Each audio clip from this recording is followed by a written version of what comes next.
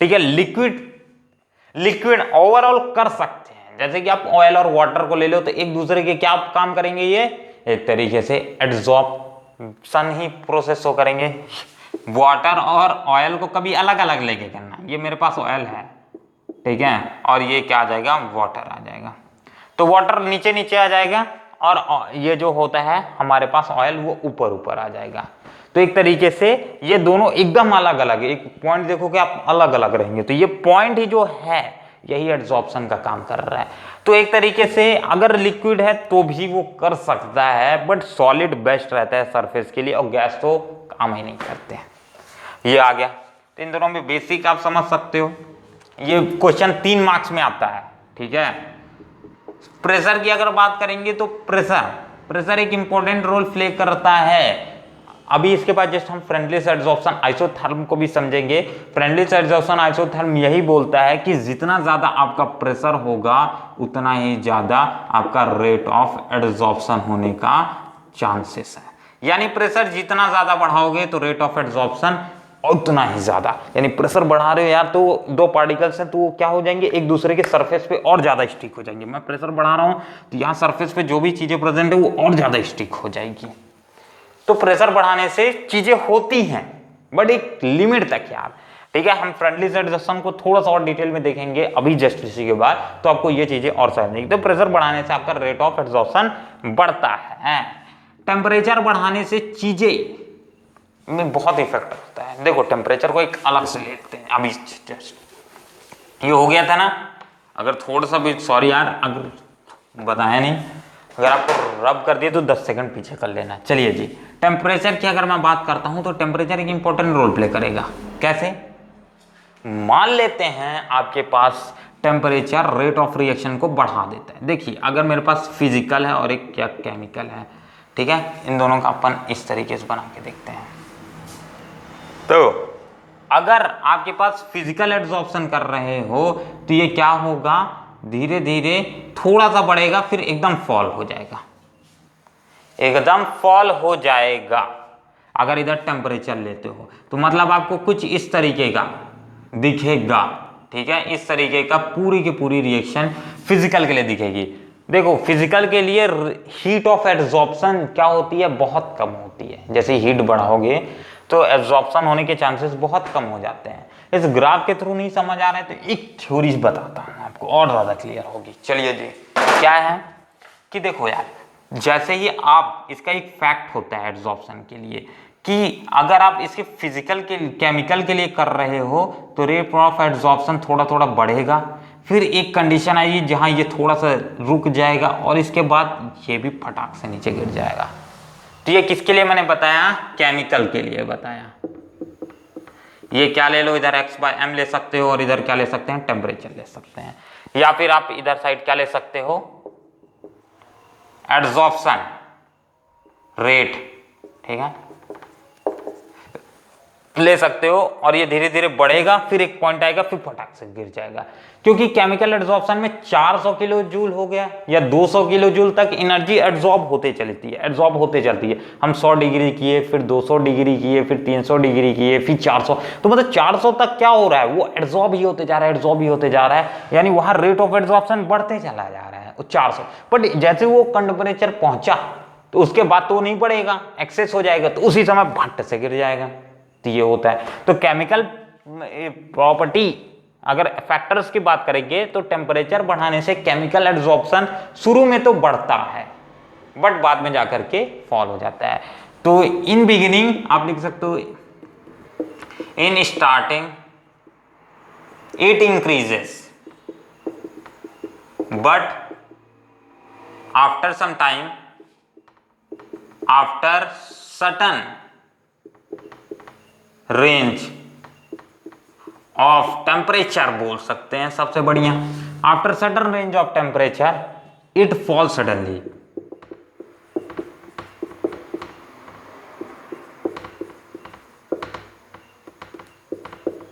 Suddenly एक एकदम fall सा देखने को मिलता है, जैसे भट्ट से गिर गया, ठीक है, यहां तक चढ़ा, चढ़ने के बाद फट से गिर गया। बट फिजिकल के लिए ऐसा नहीं होगा, क्योंकि उसके लिए 20 किलो जूल से करीब करीब 40 किलो जूल, बहुत कम एनर्जी है यार, इतना ही कम एनर्जी चाहिए।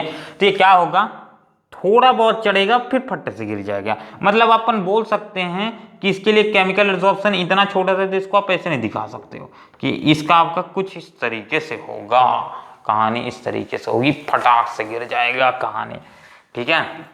मतलब उसके लिए ये वाला सीन देख सकते हो, ये वाली कहानी आ जाएगी फिजिकल के लिए। ग्राफ मत बनाना एग्जाम में, मैं सिर्फ समझाने के लिए आपको समझाया हूँ, ठीक है। ग्राफ अगर आता है तो केमिकल के लिए बना सकते हो, फिजिकल के लिए मिली बहुत छोटा बनता है, इसलिए अपन इसको शो नहीं करते हैं।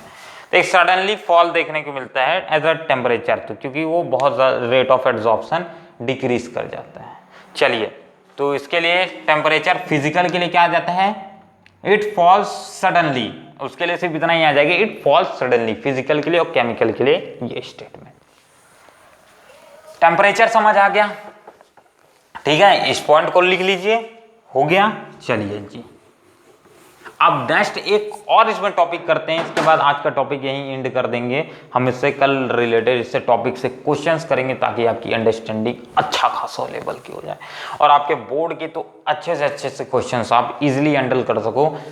क्योंकि यार टॉपिक्स और अदर अंडरस्टैंडिंग है तो आप कहीं से भी क्वेश्चन है आप बना लोगे, ठीक है। और बोर्ड के क्वेश्चंस इतने भी ज़्यादा हार्ड नहीं आते हैं, ठीक है। आपके स्कूल के लेवल के क्वेश्चन थोड़े हार्ड रहते हैं मैं बोलूँगा, बट बोर्ड के लेवल का क्वेश्चन लेवल उतना ज़्यादा हार्ड नहीं रहता है, ठीक है। चलिए जी, शुरू में हार्ड लगता है, बट बाद में पता चलता है घर पे आने के बाद यार ये आसान था। चलिए, फिर बाद में कई लोग ये भी बोलते हैं अरे आसान तो था पर बनाते रह गया, मैं तो घर से पासिंग मार्क्स का सोच के गया था, इसलिए मैं पासिंग मार्क्स के लिए धीमा बना रहा, पर मालूम चला कि साला सब क्वेश्चन बनता है और नहीं बना पाए। चलिए, फैक्टर समझ आ गया। अब नेक्स्ट इसी में फिजिकल एक और थ्योरी रह गई है, जो हमारा friendly adsorption isotherm,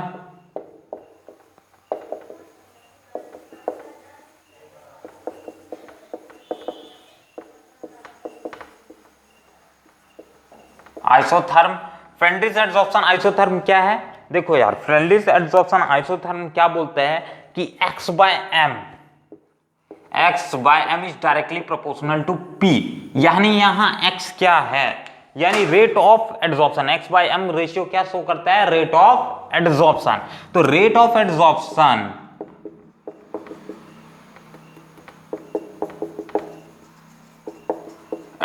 directly proportional है प्रेशर के, मतलब जितना ज्यादा प्रेशर उतना ज्यादा रेट ऑफ एडसॉर्प्शन, ठीक है। और ये यहां x क्या है, ये मास है ऑफ ADSORBAT, एड्सॉर्बेट का मास, और m क्या है, मास ऑफ ADSORBE, एड्सॉर्बेंट का मास। Mass of adsorbent to the ratio of mass of adsorbent is directly proportional to the pressure, ये बोलता है फ्रेंडली एडसॉर्प्शन आइसोथर्म। तो यहां डायरेक्टली प्रोपोर्शनलिटी साइन को हटाने के लिए x by m को अपन k पुट कर सकते हैं, k is basically a constant, ठीक है, अपन बोल सकते हैं कांस्टेंट। तो ये अपना इस तरीके से इक्वेशन आ जाएगा। अब ये कंडीशन 3 के लिए वैलिड है, 3 तरीके की इक्वेशंस के लिए, रब कर दूं थोड़ा सा और समझा देते हैं, 3 तरीके की इक्वेशन के लिए वैलिड है, बट ये इंपॉर्टेंट नहीं है फ्रेंडली एडसॉर्प्शन आइसोथर्म क्या है, ये एग्जाम में आ सकता है, ठीक है। मैं वही टॉपिक्स करा रहा हूं जो एग्जाम में आएंगे, या आने के चांसेस हैं अच्छे खासे, या आ गए तो आप छोड़ोगे नहीं, ठीक। तो x by m is directly x by m is equal to kp। अब देखो एक तो आता है इसमें फ्रेंडली एडसॉर्प्शन आइसोथर्म मिली मॉडरेट टेम्परेचर, मॉडरेट टेम्परेचर के लिए फॉलो होता है, यानी x by m is directly proportional to या equals to kp to the power 1 by n। उसी तरीके से जिसकी बात करेंगे तो ये x by m अगर लो टेम्परेचर है तो directly proportional to p to the power 1 लिख सकते हैं, ये लो प्रेशर के लिए है, ठीक है। और इसी तरीके से अगर बहुत ज्यादा हाई प्रेशर रहा तो x/m is directly proportional to p to the power naught लिख सकते हैं 0। तो ये कंडीशन आ गया। बट मेनली क्वेश्चन कहां से उठ गया, मॉडरेट टेम्परेचर, क्योंकि friendly adsorption isotherm moderate temperature के लिए ही बनाई गई है। ठीक है, किसने बनाया, फ्रेंडलिस ने बनाया है। चलिए, तो इस दोनों को रब कर दूं, इससे क्वेश्चंस भी नहीं आते हैं, क्वेश्चंस आएंगे तो इससे। बट एक बार ध्यान रखना कि क्या होता है, कई बार क्वेश्चन पूछ देते हैं कि लो अगर प्रेशर है तो कौन सा ही फॉलो होगा, पी की पावर क्या होगी, ऐसा टाइप से एमसीक्यूज में आ सकते हैं। बट मेनली क्वेश्चन यहां से उठने के चांसेस यहाँ। तो अगर इसका मैं ग्राफ बनाता हूं तो आपकी अंडरस्टैंडिंग और ज्यादा बिल्डअप हो जाएगी प्रेशर के रिगार्डिंग। x/m अपन इधर ले सकते हैं, इधर साइड इंक्रीज और इधर साइड क्या ले सकते हैं, इंक्रीज इन प्रेशर, टेम्परेचर के लिए बना दे रहा था प्रेशर। तो ये ग्राफ मुझे कुछ इस तरीके से देखने को मिलता है। यानी शुरू में तो कुछ इंक्रीज देखने को मिलेगा, पिकअप देखने को मिलेगा, पीक देखने को मिलेगा, धीरे धीरे इंक्रीज होगा चीजें, ठीक है। और इंक्रीज होने के बाद एक ऐसी कंडीशन आएगी जहां पास से ये आगे कुछ फॉल ही नहीं होगा, एक स्ट्रेट चलते रहेगा। ठीक है, इधर मैंने x/m का रेशियो लिया, इधर प्रेशर लिया है, और इस पॉइंट को जहां s के बाद ये फॉल ना होता है ना अप जाता है, सिर्फ स्ट्रेट चलते रहता है। यानी अगर आप क्या करते जाओ, प्रेशर बढ़ाते जाओ, पर x/m का कंसंट्रेशन में कोई चेंजेस नहीं आएगा, उस प्रेशर को अपन PS के नाम से जानते हैं। PS, व्हाट इज PS, ये है इंपॉर्टेंट इस ग्राफ में। What is PS? PS is basically a saturation period, saturation pressure. थोड़ा सा इंक भी खत्म हो गया, एडजस्ट कर लो, टॉपिक खत्म होने वाला है। सैचुरेशन प्रेशर यानी at a condition at which rate of